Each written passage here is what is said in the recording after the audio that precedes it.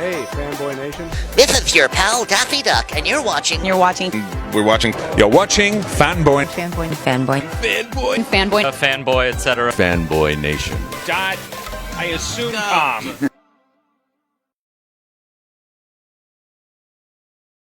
Good morning, Benjamin and Stephanie. Congratulations on the new series coming to PBS, based on a classic novel series that's been updated for the 21st century. Thanks. Thank you very much. Yeah. With something like this that's been so beloved as a French-Belgium novel to now be translated to a 21st century British mystery, and now done for PBS, what is the difficulties in trying to bring these characters to life for a modern audience while still respecting the source material?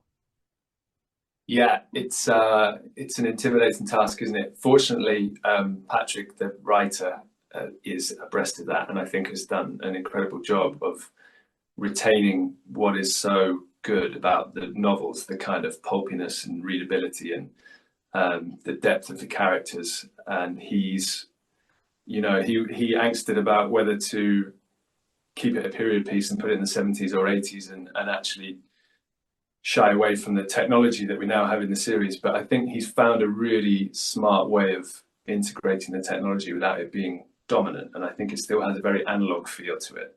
And the pace is the key thing. I think it kind of insists on its own pace, that very thoughtful, ruminative speed that Maigret moves in his mind. He's now a bit faster on his feet, I'd say. Well, also the fact that Maigret is now, how do I put this?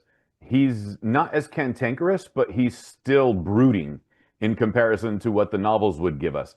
So when making those transitions, what's it like now for the both of you, especially, to update these characters? Because Stephanie, your character isn't just the damsel in distress or the arm candy in this regard. You had No, I hope not. you're adding far more value to the show.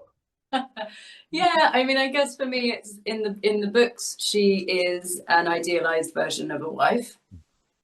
And what would that be now? Like, what would a very good, like, the thing that stays the same is the quality of their relationship, and how, I guess, sort of held they feel by each other. And in this context, it means more communication, and she's a working woman, and they have, different stresses in their lives, and how do they come together throughout that, and try and, make a family, things like that. I think it's sort of going, okay, well, it's still a very, very good relationship, but how else could that look? Yeah. As the show premieres on August 5th, Sunday, August 5th, Masterpiece Mysteries on PBS, I was telling Richard that this has far more of an HBO feel than something I would have expected from PBS. When something like that is brought forth and you get to see the final rendition of what's been presented to the audience, how exciting is it to realize, wow, this is what we were able to pull off with the budget we had? Oh, It's really nice to hear from one. Yeah. I mean, certainly, I think we felt quite scrappy, didn't we, at times, and we were shooting quite fast. And you never know.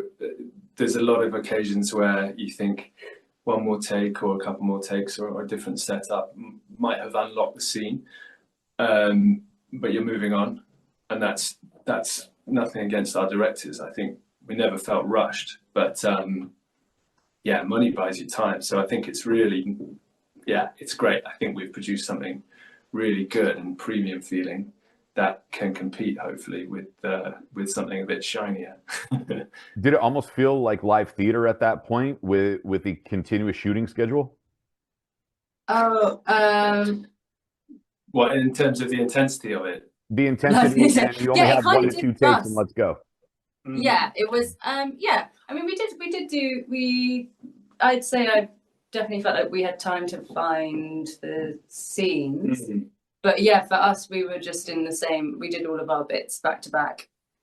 It was like a 2-week play, but it was like a 2 like sort of like 24 hours. It was a lot, but I actually think that helped me because it immersed me in it more and was quite useful for me. But I think doing sort of like 4 solid months of that it's a different experience, isn't it then? Yeah, but I think also it gives everything a certain urgency, and I think this, despite it having a slower pace than some things, I think it builds momentum, and certainly towards 5 and 6, it really feels like you're in there with them.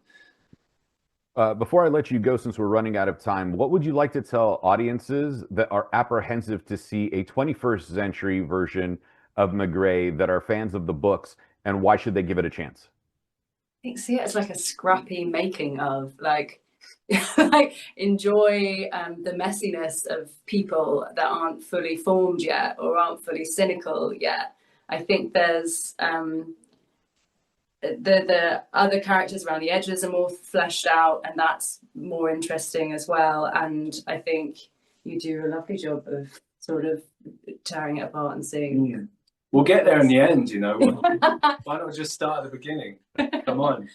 I know. Benjamin, Stefani, thank you for your time so much. October 5th, 9 p.m., PBS, Maigret, 6 episodes running. It's been a pleasure chatting with you. You too. Thanks very much. Thank you.